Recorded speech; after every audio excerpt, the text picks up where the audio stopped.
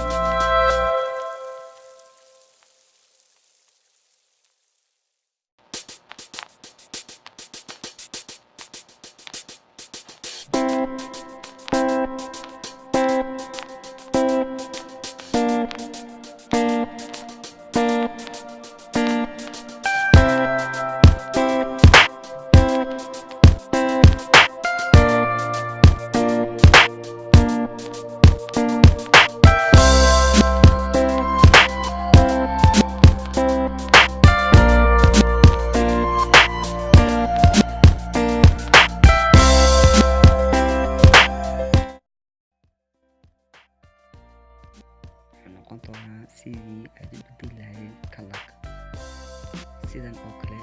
Kelmadda sidan waa dabtaas oo kale ayaan casharka